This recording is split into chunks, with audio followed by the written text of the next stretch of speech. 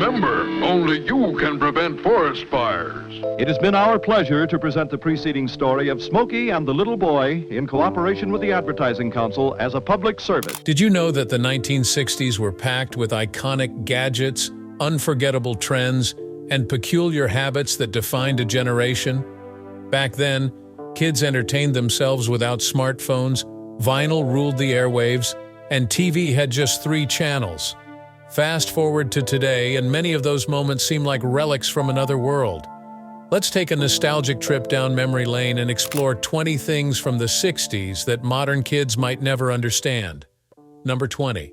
Cigarette advertising on TV and radio. A long time ago, Philip Morris, the company that makes cigarettes, decided to buy all the commercial time on the first half hour of all the big TV talk shows. This is kind of a big deal because, believe it or not, there was a time when cigarette ads were everywhere on TV. For over 20 years, companies made fancy ads to show people how cool and fun smoking could be. They wanted everyone to think that smoking made you look classy. But then, people started learning more about how dangerous smoking really was. Cigarettes caused big health problems like heart disease and lung cancer, but the tobacco companies didn't tell anyone the truth. Instead, they made ads that tricked people into thinking smoking was safe or didn't cause any harm. When cigarette sales started going down because more people were realizing the dangers, tobacco companies worked even harder to sell new brands with filters. By the 1960s, doctors and scientists had found out for sure that smoking caused serious diseases. So the government stepped in and said, "No more cigarette commercials on TV." This new rule started in 1971. Today, smoking is banned in a lot of places, and as a result, there are fewer people getting sick from things like lung cancer or heart disease. The world is a little bit healthier now, all thanks to people finally getting the facts about smoking. Number 19. Public service announcements during cartoons. Back in the 1960s in America, there were these special messages called public service announcements, or PSAs. They were short little reminders with important lessons, and they would pop up during cartoons on TV. One of the most famous PSAs was about stopping forest fires, and it featured a bear named Smokey. Smokey Bear would tell everyone, "Only you can prevent forest fires." It was a way to teach kids how important it is to take care of nature and be responsible. These PSAs weren't about trying to sell stuff like ads do. Instead, they wanted to help kids think about being good citizens, making smart choices, and taking care of the world around them. So, when kids watched their favorite cartoons, they'd also get these little lessons to help them grow up to be kind, responsible people. Number 18. Sunday drives as family entertainment. In the 1960s, gas was really cheap, so lots of families could afford to own cars. These cars were made quickly on big assembly lines, and there were so many of them. Because of this, families all over the country started going on fun road trips. The U.S. was also building tons of new highways, so it was easy to drive to new places. One of the favorite things to do was the Sunday drive. Families would hop in the car and just drive around looking at the pretty countryside or cool places they hadn't seen before. Families also liked to drive to state parks or the beach for vacations. And then there were drive-in theaters where you could park your car, get comfy, and watch a movie from inside. It was a fun time to be a family on the road, and all the cheap gas, cars, and new highways made it even better. Number 17. Phone numbers with named exchanges. Back in the day, phone numbers didn't start with just numbers, they started with names. The first 2 letters of a name would match the first 2 numbers you dialed on the phone. This system was used from the 1930s until the 60s. Before that, phone numbers had 3 letters and 4 numbers, with no area codes or prefixes. The names at the beginning of the number didn't just help you call someone, they also told you which part of the city they lived in. Ever wonder why phones have letters on the buttons? That's because of these old phone numbers. In the 60s, the phone company switched to an all-number system, getting rid of the old, familiar prefixes. There was even a group in San Francisco called the Anti-Digit Dialing League, who protested the change, saying it made the phone system feel less personal. Number 16. telephone party lines. Party lines were like a group chat for phones. Instead of each house having its own line, several houses shared one. Each house had its own special ring, so they'd know when someone was calling for them. But here's the thing. Everyone on the party line could listen in on each other's calls. It was like having a phone chat with your neighbor listening in. This made people worried about privacy. Party lines were common in small towns and the countryside before everyone got their own phone line. As technology improved, party lines faded away and private calls became the norm. Number 15. Manual typewriter ribbons. People used manual typewriters. No computers, no fancy gadgets. Instead of the click-clack of modern keyboards, you had the rhythmic sound of metal arms hitting paper. And here's the thing. These typewriters use something called typewriter ribbons. Think of them like ink cartridges for a printer today, but a little more old school. Now, the ribbons didn't last forever. Eventually, you'd have to swap them out. But it wasn't like today, where you just click a button to replace a cartridge. Nope, changing a typewriter ribbon could get a little messy. You had to carefully pop in a new one without smearing ink all over your fingers or clothes. It was a bit of a hassle, honestly. It's wild to think how something so simple like changing a ribbon used to be a part of everyday life. Nowadays, we just tap away on our sleek computer keyboards and never give it a second thought. But back then, replacing a typewriter ribbon was a small task, but it felt like a big deal. It's funny how far we've come from those ink-stained days. Number 14, using maps and printed directions for navigation. In the days before GPS and digital maps, getting around the USA required a bit of creativity. No Google Maps to guide you, so folks had to rely on a mix of old-school techniques. They'd unfold massive paper maps, squinting to find their way, or write down directions on something like MapQuest when the internet came around. Asking friendly locals for tips was always a solid backup plan, too. Physical landmarks were like signposts along the journey, something to keep an eye out for. And road signs? They were practically lifelines for making sure you didn't get lost. Some even had fancy gadgets, GPS devices, that were designed just for navigation. It wasn't perfect, but it worked. Navigating back then was an art. People had a knack for reading maps, understanding the roads, and figuring out the best way to get where they needed to go. Sure, it wasn't as easy as a few taps on a phone, but it made the journey feel a little more personal, a little more hands-on. Number 13. Carbon paper for copies. Before photocopiers were around, people had a nifty trick for making copies of their documents. Carbon paper. It was like a little bit of magic on a sheet of paper. Here's how it worked. You'd take your original document, lay a sheet of carbon paper underneath it, and then place a blank sheet below that. When you wrote or typed on the top sheet, the carbon paper transferred the ink or impression onto the blank sheet below, giving you an instant copy. It was like creating a secret twin for your paper. Carbon paper was a lifesaver in offices, homes, and just about anywhere people needed a quick copy.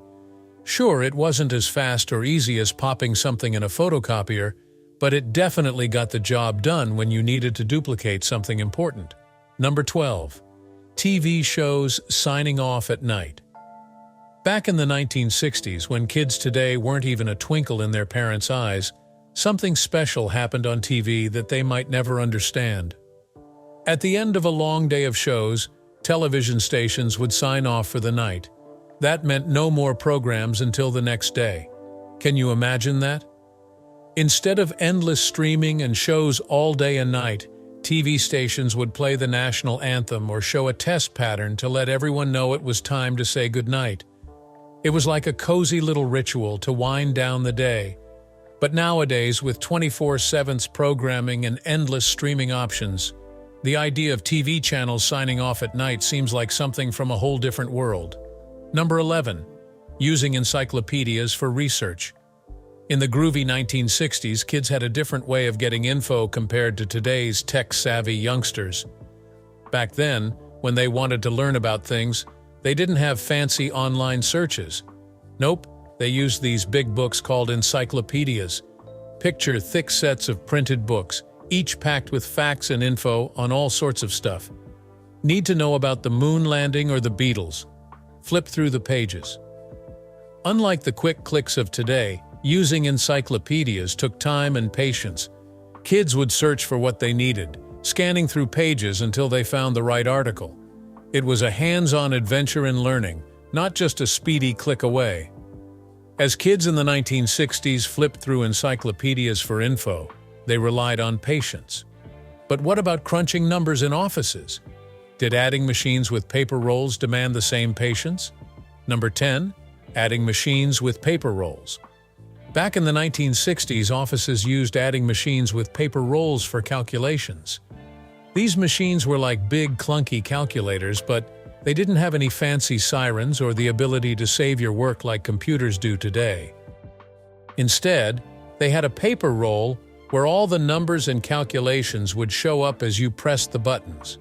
You'd have to keep track of your math on this long strip of paper, kind of like a never-ending receipt. If you made a mistake, there was no delete button. You had to start all over again. Kids today might find it hard to imagine doing math without a digital screen to help. But back then, these adding machines were the best tools available for number crunching in the office. Number 9. Pull-tab soda cans. In the early 1960s, soda cans had a different kind of top called pull tabs. These tabs were easy to open, but they caused a big littering problem. The whole tab would come off the can, and people just dropped it on the ground. This made a lot of mess everywhere. People would toss these pull tabs on the streets, in parks, and even on beaches. It became a big issue because these tabs didn't stay connected to the can like today's pop-tops do. Eventually, people started to realize how bad this was for the environment, and they came up with a new design for soda cans. This new design kept the tabs attached to the cans, which helped cut down on littering. So now, when you open up a soda can, you can thank those who thought of a better way to keep our planet clean. Number 8. Film strip projectors in schools. Back in the 1960s, schools used film strip projectors as a nifty tool for teaching. These projectors were a bit like early movie projectors, but simpler. The film strip itself was a long, narrow strip of images, and the projector would display these images on a screen for students to see. Each frame on the film strip contained a picture related to the lesson, and sometimes there were captions or text to explain things. The teacher would manually advance the film strip frame by frame, explaining the content as they went along. It was a slower process compared to today's digital presentations, but back then it was cutting-edge technology. These film strips covered a wide range of subjects, from history to science, and they were a common sight in classrooms. As the film strip projector clicked to a stop, unveiling the bygone era of classroom technology, our attention shifted. Number 7. The milkman's daily delivery. One common sight in neighborhoods across the country was the milkman making daily deliveries. This service involved bringing fresh milk right to people's doorsteps in sturdy glass bottles. The milkman's routine was like clockwork, ensuring families woke up to find their milk waiting for them. The bottles were often left in a designated spot, like a milk box, to keep them chilled until residents retrieved them. This daily tradition provided households with a convenient and reliable source of fresh dairy, eliminating the need for regular trips to the store. Families could count on the milkman for their daily supply of milk, and the glass bottles were not only eco-friendly, but also reusable. While this charming service has mostly disappeared in the modern era, memories of the milkman's daily deliveries remain a nostalgic reminder of a simpler time when a wholesome staple was delivered right to your doorstep. Number 6. Writing letters as a primary communication. Writing letters was a common and important way for people to communicate. Unlike today, where we can instantly send messages with a tap on our phones, people back then would sit down with pen and paper to express their thoughts and feelings. This practice was prevalent, especially among the youth of that era. It was not just a means of conveying information, it was a heartfelt and personal way to connect with friends and family. To write a letter, one needed stationery, envelopes, and postage stamps. People would carefully choose their words, and the process of writing, addressing, and sending a letter required time and effort.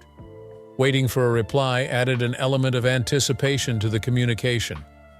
Letters allowed individuals to share experiences, express emotions, and maintain relationships over long distances. In the 1960s, the art of letter writing played a significant role in fostering connections and preserving memories, making it a cherished and meaningful practice in communication. Number 5. Playing records at different speeds. Back in the 1960s, playing records was a whole different ballgame.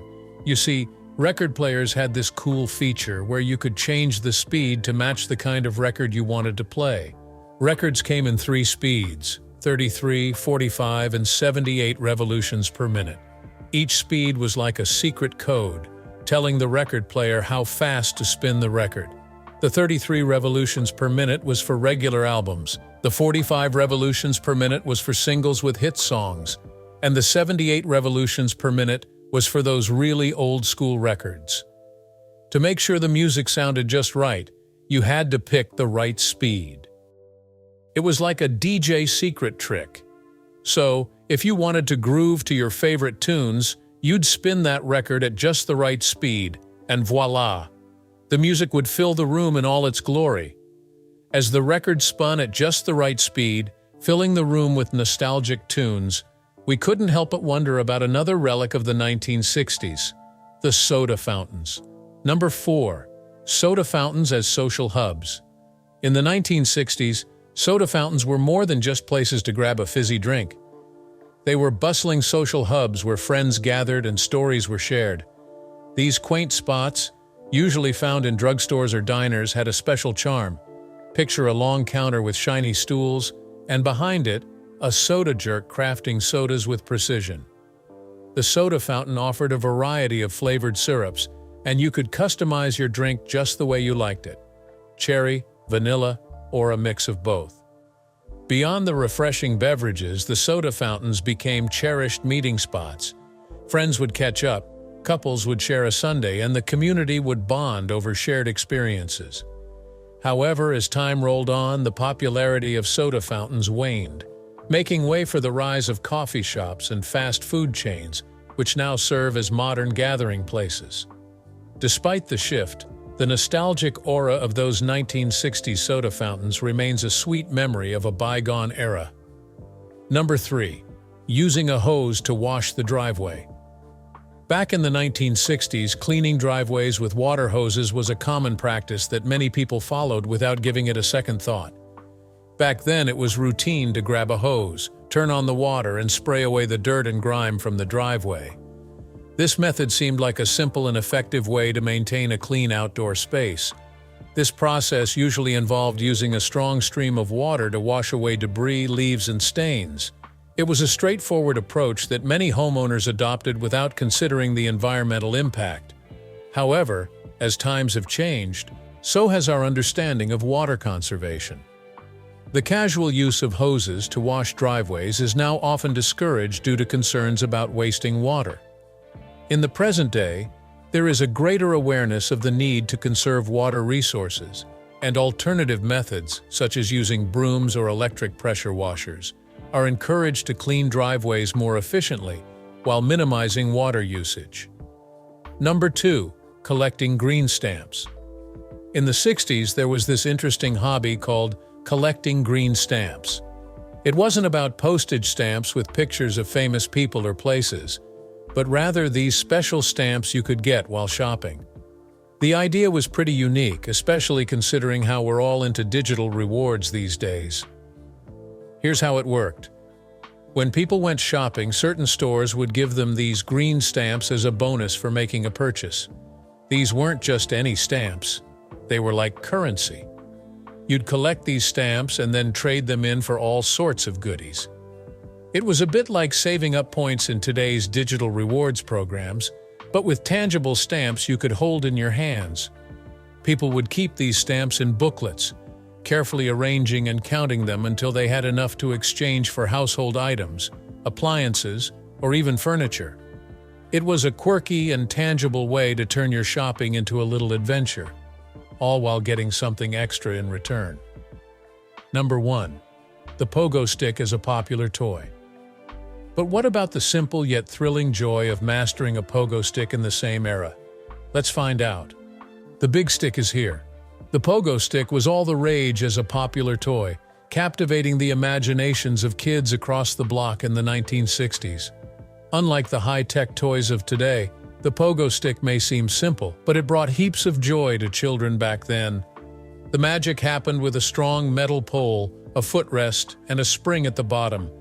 Kids would hop on, gripping the handles tightly, and then bounce up and down with glee. What made it exciting was the challenge of mastering the rhythm and balance required to keep bouncing without taking a tumble. It wasn't just a toy, it was a skill to be honed. Kids would spend hours outside, practicing their pogo stick moves and trying to outdo each other with higher jumps and fancier tricks. It was a cherished part of the childhood experience, reminding us that fun didn't always come with screens and buttons. That's a wrap on our list of 20 things from the 1960s that kids today will never understand. If you enjoyed the trip down memory lane, don't forget to like, subscribe, and hit that notification bell for more.